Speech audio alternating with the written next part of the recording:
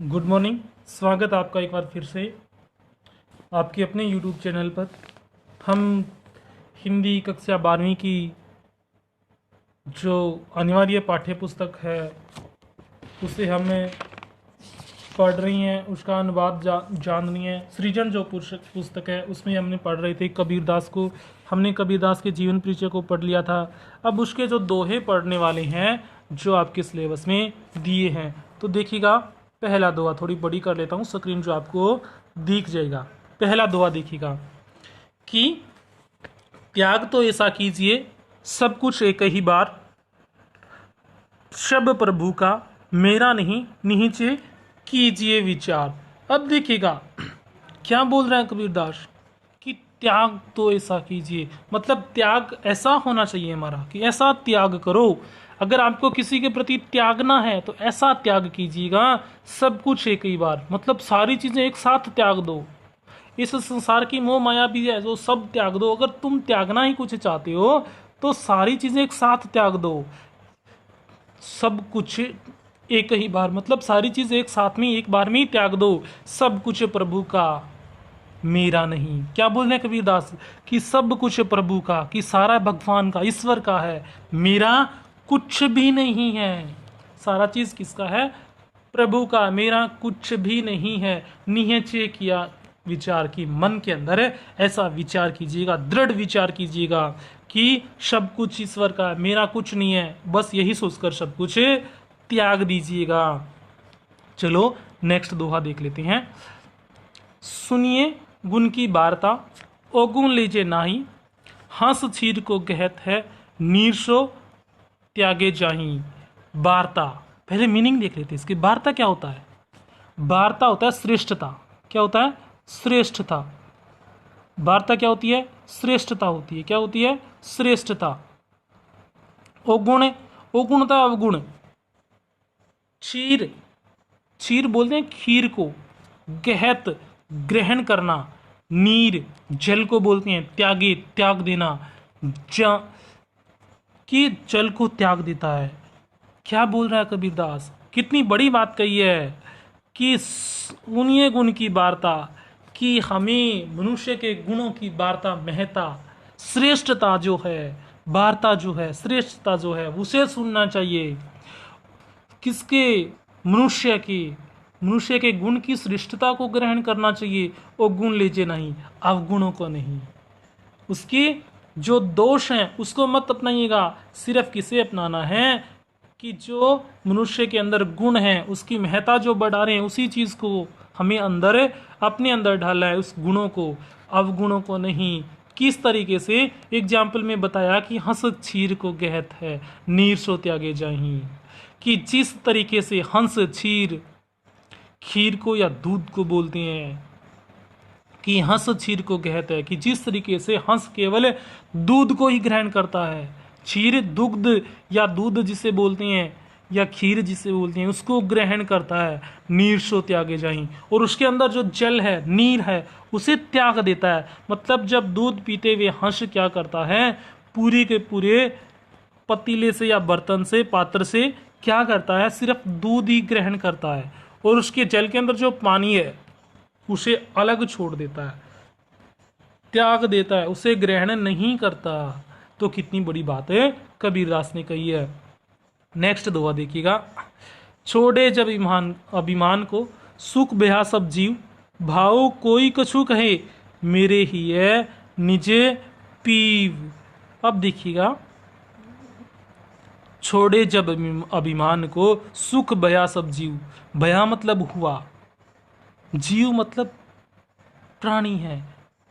हियम भावे कोई कछु कहे, भावे मतलब चाहे, कोई कछु कहे मतलब कुछ भी कहे, मेरे हिय मतलब हृदय, निज, हमेशा, या अपना जिसे बोलते हैं, निजी जिसे बोलते हैं। पी, ईश्वर को बोला है, परमात्मा को बोला है, प्रिय को बोला है। कि क्या बोला है कबीरदास ने कि छोड़ जब अभिमान को, छोड़े जब अभिमान को, सुख बया सब जीव। कि इस अपने अंदर अहंकार जो है, अभिमान जो है, अहम जो है, उसको छोड़ने के बाद सारा जीव क्या है, मनुष्य जगत जो है, प्राणी जो है, वो क्या हो जाता है, सुख में हो जाता है, सुख से भर जाता है। कब? जब वह अपना अभिमान त्याग देता है। भावे कोई कछु कहे, भावे चाहे कोई कुछ भी कहे, कोई कुछ भी कहे, मेरे ही है निज पीव, कि मेरे आत्मा के अंदर, मेरे हृदय के अंदर क्या है, प्रिय परमात्मा अति आनंददायक प्रतीत होता है। ये बात कबीरदास ने कही है कि मेरे हृदय के अंदर है ईश्वर है, मेरा परमात्मा है, जो मुझे अति सबसे ज्यादा आनंद प्रदान करता है। नेक्स्ट देखिएगा, जाति ने पूछो साधु की, पूछी लीजिए ज्ञान, मोल करो तलवार का, पड़ा रहने दो म्यान। कि जाति ने पूछो साधु की, मोल साधु संत महात्मा को बोलती हैं या ज्ञानी पुरुष को बोलती हैं, जो ज्ञान से भरपूर होता है। और मोल करो तलवार का, पड़ा रहने दो म्यान। मोल होता है मूल्य, या जिसका मूल्यांकन, जिसकी बात करें कि मूल्यांकन, पड़ा रहने दो म्यान, और म्यान को पड़ा रहने दो। म्यान समझते होगे ना, तलवार जिसके अंदर डाली जाती है, जब कोई तलवार का काम नहीं होता, दो एक तलवार का खोल होता है जिसके ऊपर, जिसके अंदर तलवार को डाल दिया जाता है, और वो खोल तलवार के ऊपर डाल दिया जाता है, तो वो म्यान कहलाती है। आप देखिएगा क्या बोल रहे हैं कबीरदास सही रूप में, कि जाति ने पूछो साधु की, पूछी लीजिए ज्ञान, मोल करो तलवार को, पड़ा रहने दो म्यान। कि जाति ने पूछो साधु की, कि कोई भी साधु या महात्मा या कोई सज्जन पुरुष है, संत जन है, उसकी जाति कभी मत पूछो, पूछ ही लीजिए ज्ञान। क्या पूछना उसे? उसे सिर्फ ज्ञान की बातें पूछनी है। क्या पूछनी है? सिर्फ आपको ज्ञान की बातें पूछनी है। क्यों पूछनी है? कि मोल करो तलवार का, कि हमें जिस तरीके से तलवार का मोल करते हैं, पड़ा रहने दो म्यान। हमें सिर्फ म्यान का मोल नहीं करना होता, तलवार का करना होता है। क्यों करना होता है? क्योंकि हमें सिर्फ तलवार काम में लेनी होती है, न कि म्यान। म्यान कोई काम नहीं आती, सिर्फ क्या काम आती है? तलवार आती है, और म्यान सिर्फ तलवार को सुरक्षित रखती है। तो हमें तलवार का ही मूल्य जानना होता है, न कि म्यान का। नेक्स्ट देखिएगा,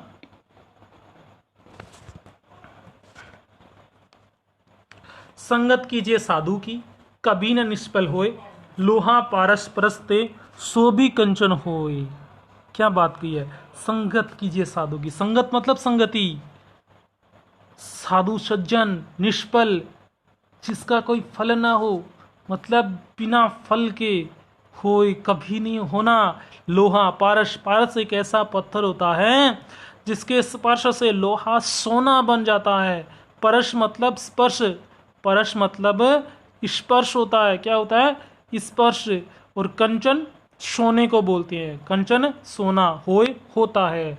कि संगत कीजिए साधु की, कभी न निष्फल होए। कि हमें सिर्फ संगति सज्जन पुरुष की करनी चाहिए, ज्ञानी पुरुष की करनी चाहिए, जो कभी भी निष्फल नहीं होती, बेकार नहीं होती। लोहा पारस परस थे, कि जिस तरीके से लोहा पारस पे पड़े या पारस को छू लेता है, स्पर्श कर लेता है, तभी उसी समय वो सोभी कंचन होए, कि वह भी सोना बन जाता है। कि जिस तरीके से सोना पारस के स्पर्श में आते ही लोहा सोना बन जाता है, उसी तरीके से हम सज्जन पुरुष की संगति कर कर हम भी सज्जन पुरुष बन जाएंगे। अगला देखिएगा, मारिए आशा सापनी, जिंद सिया संसार, ताकि औषध तोष है ये गुरु मंत्र विचार। मतलब मारिए, मार दीजिए आशा, आपकी जो अभिलाषा है, क्या है? आपकी जो दुराशा है, बुरी आशा है, जो बार बार आपकी महात्माकांक्षा जो होती है, जो दुराशा है, बुरी आशा है, जो आपको महत्वाकांक्षी बनाता है, दुराशा, उसे त्याग दीजिए। क्या है? क्या बोल रहा है? कि मारिए आशा सांपनी, कि आप उस आशा रूपी, महत्वाकांक्षी या दुराशा रूपी सांपिन जो है, जो आपको बार बार आती है, बार बार महत्वाकांक्षा करती है, उसे आप क्या कर दिए? मार दीजिए। मारिए मतलब मारना, उसे मार दीजिएगा। क्या कर दीजिएगा? मार दीजिए। किसे? दुराशा को, बुरी आशा को मार दीजिएगा। जिन क्यों मार दीजिएगा? कि जिन डसिया संसार, कि उसने तो पूरे संसार को डस लिया है। उस दुराशा ने पूरे संसार को डस लिया है। उसने अपने लक्ष्य तक, हमें अपने लक्ष्य तक उसने आशा रूपी सांपी ने नहीं पहुंचने दिया है। हमें परमात्मा से हमारी आत्मा का मिलन नहीं होने दिया है। हमें वापिस संसार में भेज देती है।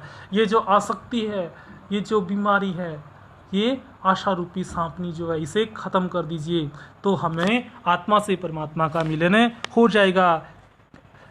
ताकि औषध तोष है, ताकि मतलब उसकी औषध दवा, तोष संतोष को बोलते हैं। किसकी? इस आशा रूपी, दुराशा रूपी सांपनी की औषध दवा क्या है? तोष मतलब संतोष है। ये गुरु मंत्र विचार की, इस श्रेष्ठ मंत्र पर विचार करके आप दुराशा को समाप्त कर सकते हैं। इसे बुरी आशा को समाप्त कर सकते हैं। किसे? इसे आशा रूपी औषध दवा से हमें इस आशा रूपी सांपनी को, दुराशा रूपी सांपनी को मार सकते हैं, जिसने पूरे संसार को डस लिया है। तो इसीलिए आप इसे खत्म कर दीजिएगा। आगे देखिएगा। कागा काको धन हरे, कोयल काको देत, मीठा शब्द सुनाए के जग अपनो करी लेत। कागा मतलब कोवा, कागा कोवा। काको किसका? काको किसका? धन हरे छीन लेता है। मतलब कोवा किसका धन हरता है? कोयल काको देत। और कोयल किसे धन देती है? कोयल किसे धन देती है? कि काका काको धन हरे, कोयल काको देत। कि कौवा जो है किसका धन लेता है और कोयल किसे धन देती है। लेकिन ना तो कौवा किसी का धन हरता है और ना ही कोयल किसी को देती है। लेकिन क्या बोला है? कि मीठा शब्द सुनाए कि जग अपनो करी लेते। कि वह हमेशा मीठा सुर बोलती है, मीठा शब्द सुनाए, सुनाए मतलब सुनाना, हमेशा मीठा शब्द सुनाती है। क्या सुनाती है? मीठा शब्द सुनाती है। और उस मीठे शब्द के पीछे ही पूरा संसार हो जाता है। तो इसी रूप में कोयल भी क्या है? मीठा शब्द सुनाकर जग अपनो करी लेते, इस पूरे जग को अपना कर लेती है। क्या कर लेती है?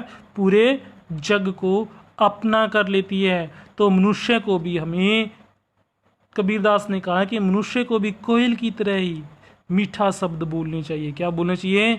मीठे शब्द बोलने चाहिए, मीठे बोल बोलने चाहिए, जिससे संसार उसकी क्या करे? संसार उसकी बड़ाई करे, या कहूँ उसके पीछे पूरा जग चले, संसार चले। क्या चले? जग चले, संसार चले। इस तरीके से मनुष्य को भी मीठा बोलना चाहिए। तो ये थे आज के कबीरदास के दोहे। हम कल पढ़ेंगे तुलसीदास को। लेकिन अगर एक बात मैं भूल देता हूँ कि अगर आप अब तक इस चैनल पर नए हैं तो कृपया कर चैनल को क्या कर दीजिएगा? सब्सक्राइब कर देना, सब्सक्राइब कर देना, वीडियो को लाइक कर देना, शेयर करना भी ना भूलें, शेयर भी कर देना, अपने मित्रों को शेयर कर देना और साथ में चैनल को सब्सक्राइब करने के लिए भी बोलना। और मुझे कमेंट बॉक्स में ज़रूर बताना कि ये वीडियो आपको कैसा लगा। तो कमेंट करना भी ना भूलें, कमेंट करके हमें बताएं कि आपको वीडियो कैसा लग रहा है, या किसी भी प्रकार का कोई प्रश्न है तो वो भी आप हमसे कमेंट के माध्यम से पूछ सकते हैं। और हम कल पढ़ेंगे तुलसीदास। प्रतिदिन आपको एक वीडियो मिलने वाला है। अच्छे तरीके से समझाना, और आपको समझ में आ रहा है या कितना आ रहा है ये भी हमें कमेंट बॉक्स में ज़रूर बताएं। तो थैंक यू दोस्तों, बाय बाय। फिर मिलेंगे नेक्स्ट वीडियो के साथ, एक अच्छे मेहनत के साथ।